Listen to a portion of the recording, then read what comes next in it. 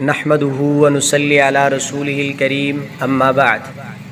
سامعین ذی وقار، عزیزان محترم، آج میں آپ کو اپنے رسول صلی اللہ علیہ وسلم کی ایک حدیث سناتا ہوں۔ رسالت مآب صلی اللہ علیہ وسلم نے ارشاد فرمایا، من حرم الرفق حرم الخیر۔ جو شخص نرم مزاجی سے محروم ہوا وہ بلائی سے محروم ہوا، یا جو شخص نرم مزاجی سے محروم کر دیا جاتا ہے وہ بلائی سے محروم کر دیا جاتا ہے۔ اسلام نے اللہ اور اس کے رسول صلی اللہ علیہ وسلم کی اتباع کے ساتھ ساتھ بندوں کے ساتھ نرم دلی کا معاملہ اور ان کے ساتھ ہمدردی کی بڑی تاکید فرمائی ہے۔ ایک شخص کا تعلق اللہ سے استوار ہو اور اس کی مخلوقات کے ساتھ بھی تب ہی تقرب الہی حاصل ہو سکتا ہے۔ اس کے بغیر محبوبیت خداوندی کا گمان محض دھوکہ ہے۔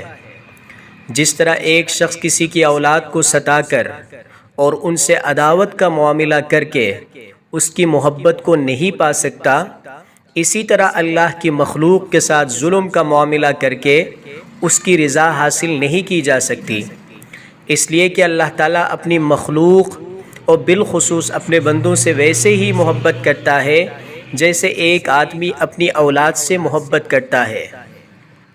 اس لیے رسول اکرم صلی اللہ علیہ وسلم نے ایک موقع پر ارشاد فرمایا، جو شخص کسی مسلمان کی دنیاوی پریشانیوں میں سے کوئی پریشانی دور کرے گا، اللہ تعالیٰ اسے آخرت کی پریشانیاں دور کرے گا، اور جو کسی تنگ دست کے ساتھ آسانی کا معاملہ کرے گا، اللہ تعالیٰ اس کے لیے دنیا اور آخرت میں آسانیاں پیدا کرے گا، اور جو کسی مسلمان کی پردہ پوشی کرے گا تو اللہ دنیا اور آخرت میں اس کے گناہوں پر پردہ ڈال دے گا، اور اللہ تعالیٰ بندے کی اس وقت تک مدد کرتا رہتا ہے جب تک کہ بندہ اپنے بھائی کی مدد میں لگا رہتا ہے۔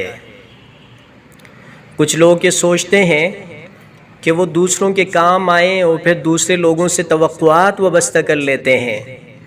دراصل جب آپ دوسروں کی مدد کرتے ہیں تو اس سے آپ کو بھی فائدہ پہنچتا ہے۔ اس میں جسمانی مدد اور دعاؤں کا ملنا اور آپ کے بارے میں مثبت خیالات سب شامل ہیں۔ آپ دوسرے لوگوں کے لیے رحم کا جذبہ رکھتے ہیں تو وہ کسی نہ کسی صورت میں آپ کے پاس واپس آتے ہیں، آپ کا دوست بن جاتے ہیں۔ دوستی کا رشتہ برقرار رہتا ہے، ختم نہیں ہوتا۔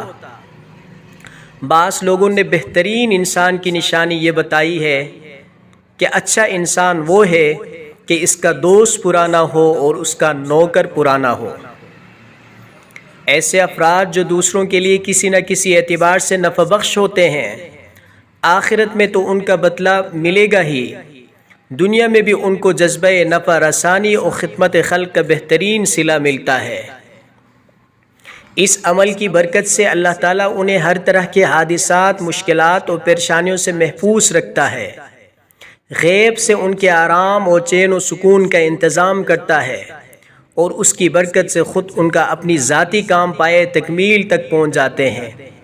اس کے علاوہ پوری قوم انہیں یاد رکھتی ہے، ان کے مرنے کے بعد لوگ انہیں اچھے لفظوں میں یاد کرتے ہیں، ان کی تعریف و توصیف کرتے ہیں، ان کے لیے دعائیں کرتے ہیں۔ ایسے ہی لوگ ہوتے ہیں جو لوگوں کے دلوں پر حکمرانی کرتے ہیں، جو دوسروں کے بدخواہی کرتے ہیں، جن میں نافعیت کے بجائے حسد و جلن کا مزاج ہوتا ہے، انہیں مرنے کے بعد کوئی یاد نہیں کرتا، نہ ان کے لیے دعائیں کی جاتی ہے۔